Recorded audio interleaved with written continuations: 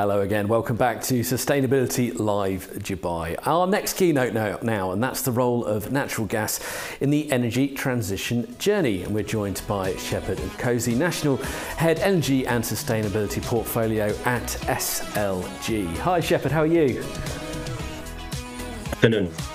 Excellent, lovely to see you. Thank you so much for joining us here today. Really appreciate your time. I know you've got a lot to go through in your presentation, so we'll try and fit a couple of questions in at the end if we've got time, but the virtual floor is yours. Thank you. Thanks. So the theme, the role of natural gas in the South African energy transition. What do we mean by that? And that's actually the main theme for this afternoon. But before we go to the main theme, just an overview of who is SLG, the company that I'm representing. So we are an energy company based in South Africa, and we are the gas traders in South Africa. Maybe those that are very close to the energy discussions in South Africa, you might have heard that South Africa is experiencing gas shortage because we're getting our gas supply from Mozambique. So there are developments that are in the pipeline for the country to have alternate source of supply, which is obviously gas is one of the needed supply for commercial and industrial supply. So we've been in the space industry for more than 22 years as gas traders, as the energy company, and we the second largest, maybe for those that know Sasol, we're the second largest after Sasol. So basically, our vision, we are the leading energy company in Africa, or in South Africa, to be precise. And we see ourselves as SLG, we see ourselves as the industry's first choice when it comes to the energy solution or energy partnering. And one thing that's also quite interesting with our drive as a business is it's our ESG framework. So our ESG, strategic framework looks at the core social, environmental, and social dividend. So we make sure that everything that we do, it's in line with the Sustainable Development Goals and underpinned by the three that I've just indicated. And what's also key there is the natural resources, the carbon emission, which is the move from the coal that is the main source of our energy supply in South Africa to natural gas as well as the renewable. And maybe another point that we can share is that there's still a need of natural gas supply for industrial, commercial, and even for residential use. But we'll see that as we get into the details. And maybe just as an introduction and in line with our main theme, the overview of the energy setup in South Africa. So we know that we are a coal-powered country, and there's limitation now that are clear in South Africa with regards the age of our coal plants. They actually are more than 40 years, and they've reached the lifespan. So energy security, it's becoming an issue, and the decarbonization of the energy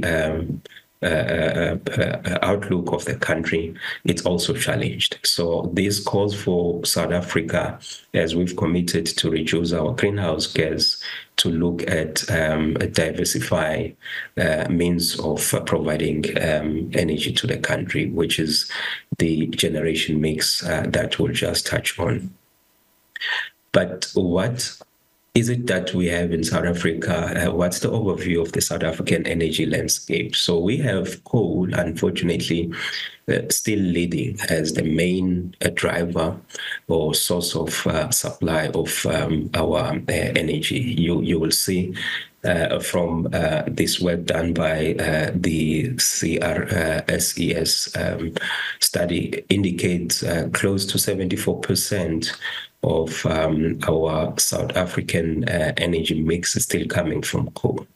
And with a small percentage of our renewables, you'll see there where the wind technology, solar technology, and other solutions are in relation to the 74% that we've indicated there. And we've got close to 2 to 5 currently of the terawatts per hour of electricity production that's a need for the country for the first quarter of this year. And what does that mean when we talk of the coal? Maybe if I can go back to this slide, you will see here that when we talk of decarbonizing the energy landscape of South Africa, we need to reduce this 73 or 74%, which is introducing greenhouse emission. It's not an energy efficient technology. The majority of the South African energy, as I've indicated, landscape, is dependent on this 74%. And one thing that we've also noted is that the renewables, they're providing only close to 9%. And we also have the issues now that's linked to this, that's now speaking to load shedding and other energy crisis issues. And maybe going back to the benefits of the natural gas supply, what are some of the benefit of this natural gas supply as we transition or moving towards the net zero? At this point in time, we still have the 74 coal-powered power stations that we need to reduce the emission to get to cleaner energy. So as we transition or moving towards the cleaner energy, we have the natural gas that can assist deal with the base load. So the base load that we have we cannot rely on coal to deal with the needed base load by the commercial and industry, because obviously of the emission that we all are aware of. So the lower green emission, if we compare oil, coal, as well as the natural gas, you're looking at 40 to 60% of the CO2 reduction if we introduce natural gas as the next step to move towards a greener and a net zero landscape. And there's also positive side with regards to reduced air pollution. There's obviously no doubt that there's sufficient natural gas reserves locally in South Africa. We have a number of those that requires capital investment. We also have global natural reserves that will deal with needed energy load for South Africa, but not only for South Africa, but for other countries. Why are we bringing this? This is just to give us an overview of globally, we're talking of a net zero plan. We're all moving to the commitment depending on, the different countries, what states have been put in line with the energy plans of the particular country. And if we talk of 2050 net zero strategy, you will see here that the natural gas still plays a major role in assisting us lower the greenhouse emission while we building capacity on other means of alternate source of supply to deal with the base load. We still have exporters of natural gas, which is in this slide, we've got the LNG that contributed in 2022 close to 56% between countries that were trading. And you've got the Middle East, we've got US, and interesting enough, we also have Africa that's also supplying some of the Asian countries, and United Kingdom, we've got Middle East and other first class or developed countries. Same with those that have got piped infrastructure network, you can still see the movement, and a total of 718 PCM has been exported using that infrastructure, which is the pipeline infrastructure. What do we need to be aware of is that natural gas can be used to replace coal. And there are positive benefits of that. And as we've indicated, it emits only half the greenhouse gas emission of coal. Thus, it can be used to replace in the electricity generation. And it can also be used to drive the energy transition. And it is highly flexible, and it's capable to meet the fast-growing demand. And it can be used as the important player or as an energy mixer in the electricity generation. What is also interesting, if we look at the South African landscape and the gas infrastructure plants that have been in the pipeline, is that across South Africa, this source of supply, which is the natural gas, can be used to reduce the 74% that we've noted there. That is the core driver of the energy source in South Africa, which is coal. So if we look at reducing coal by close to 50% compared to just maintaining the status quo and carry on with everything as is, this layout indicates possible infrastructure networks that can be considered to introduce natural gas throughout the country. Currently, we have a piped infrastructure network that is feeding from Mozambique down to one of the provinces in Secunda and feeding Gauteng, and a Lili pipeline network feeding our KZN, which is one of the regions in South Africa. But one thing that's quite interesting is that with this energy or shortage of gas that is in discussion, we have options of introducing floating storage systems and feeding gas through some of the ports that are existing in South Africa. We have the Richards Bay port, we've got the port of Noga, and another one called Saldanha Port. And looking at the proposed potential gas pipe network, this will automatically cover the entire continent with the feed, the commercial and industrial side. And that obviously does not neglect the residential that will obviously benefit along the infrastructure network. And obviously, as part of its energy policies and the integrated resource plan, one thing that's also key for South Africa is to shift toward alternate source of energy. And as we've indicated, this transition from coal to natural gas for energy generation, it is key. And it is also part of the plan that's included in our IRP for the country, to say natural gas will be part of the alternate source of supply that will be considered for us as we transit to the net zero or to the cleaner source of energy.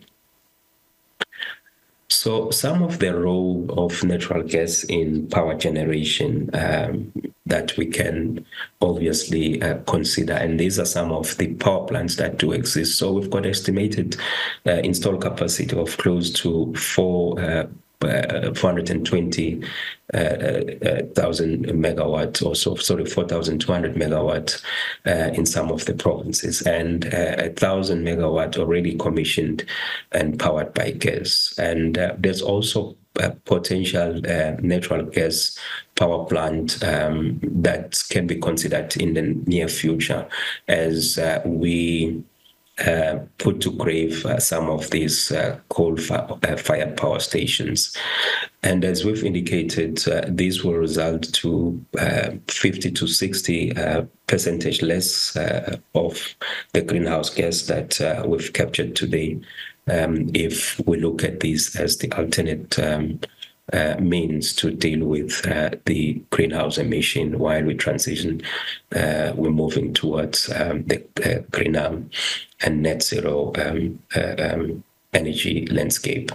And some of the potential for the natural gas as the backup for the renewables. One thing that we just need to always be clear of is that natural gas and renewable can be used as part of the energy mix. There's obvious limitation with regards to the renewables, where the natural gas system needs to be built out to deliver on the peak demand when the renewables cannot generate at full capacity.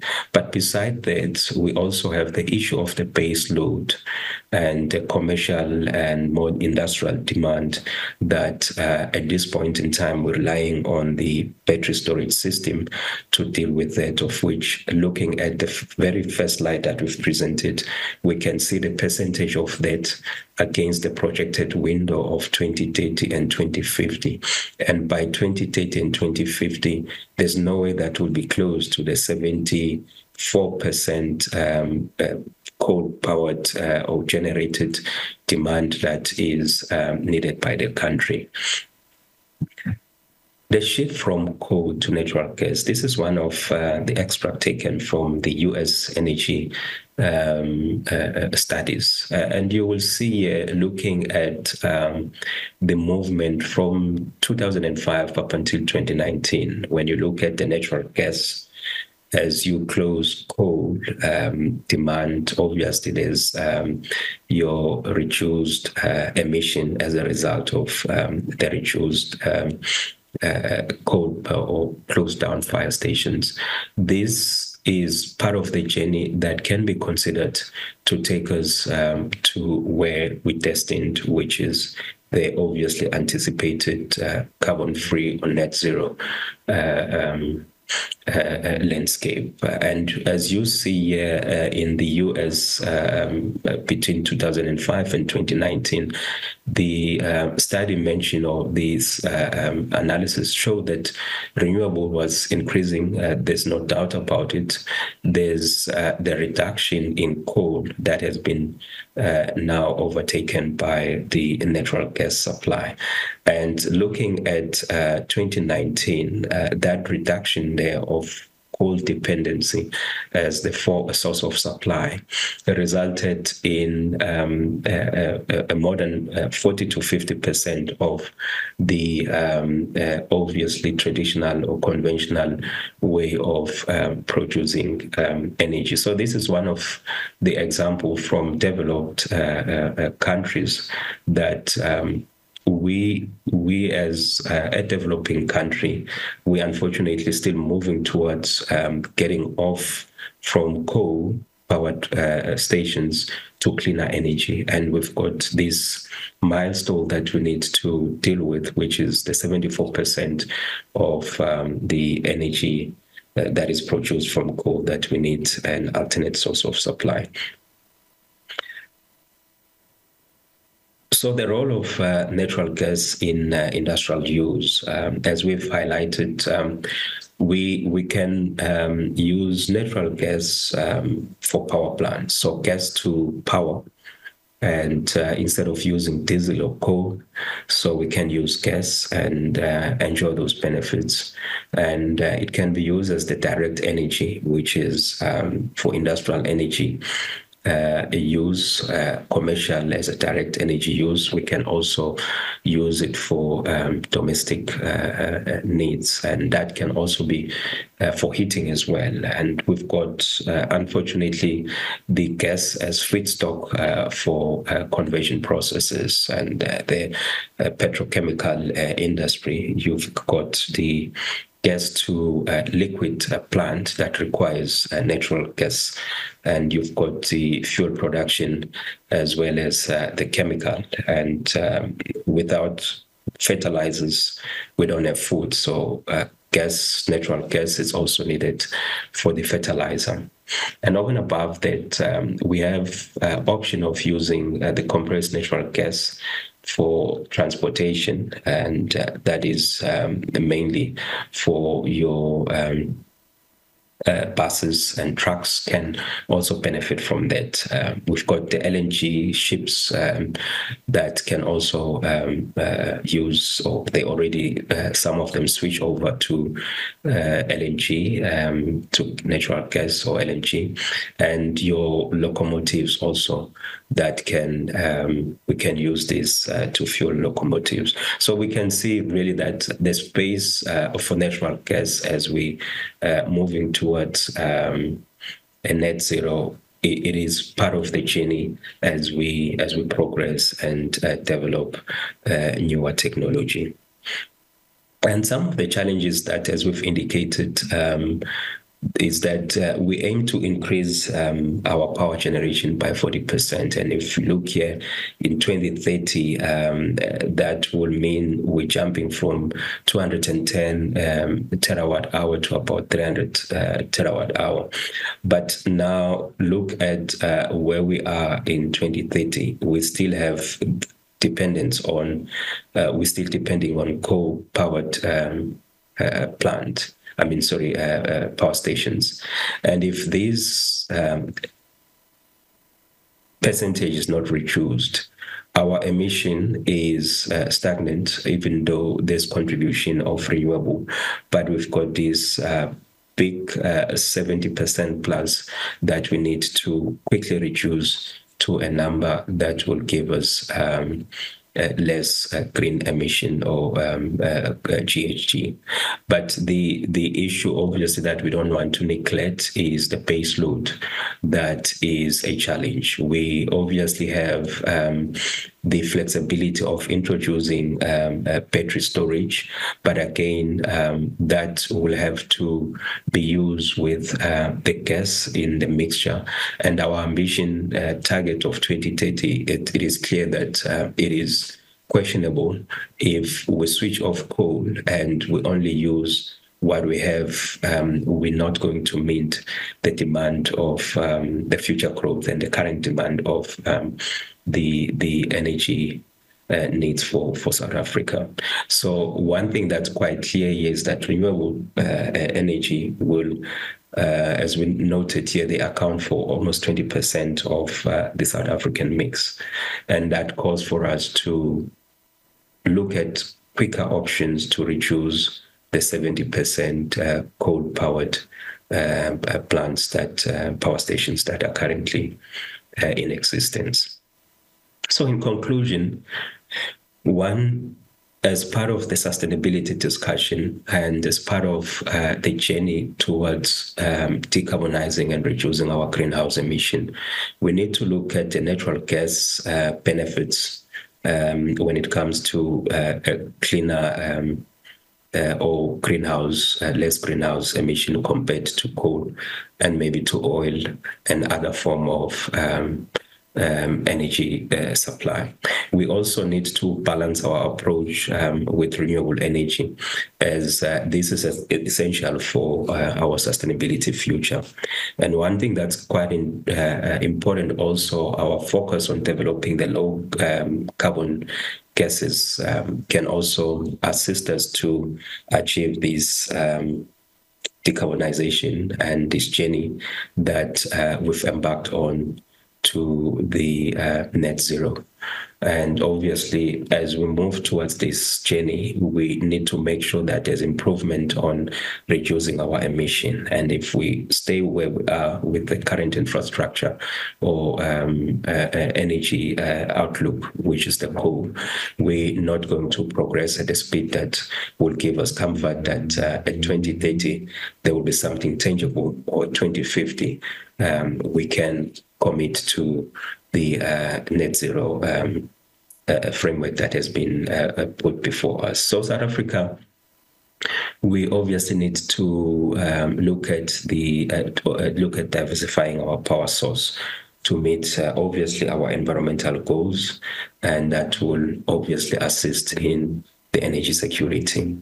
And that will unfortunately have to run parallel with the sustainability commitments, which is the renewables and cleaner energy. So the immediate push of natural gas can help us to achieve faster decarbonization and moving or phasing out of coal, which has been proven to be a technology that's outdated and contributing more or badly on our environment.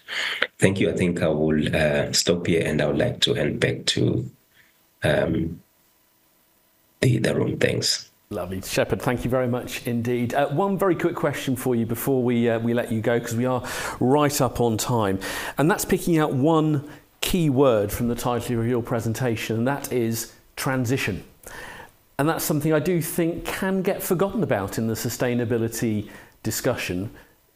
We can't go from A to Z or A to Z overnight. There are a lot of different industries and technologies where transition is vital. For you, how critical is it that the transition is part of the conversation that isn't forgotten?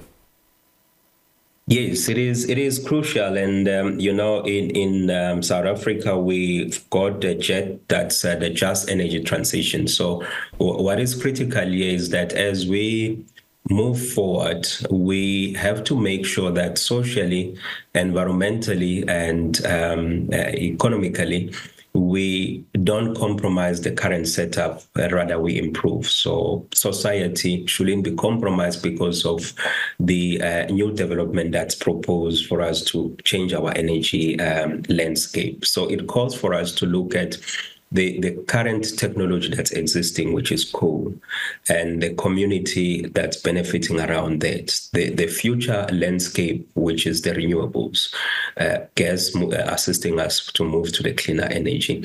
All this technology that we are introducing, what does it mean to the day-to-day living of our society? What is it that will be introduced as something that will require a change management, and how do we bring that change to the community so that no one is affected? But what's key also is that any change that we introduce, we have to sustain the environment for the future generations. So it should be a change that introduces improvement than a change that will be worse than what was already in place. Absolutely, Shepard. Thank you very much indeed for joining us here today at Sustainability Live Dubai. I really enjoyed your company and your presentation. Thank you. Thank you. Absolute pleasure.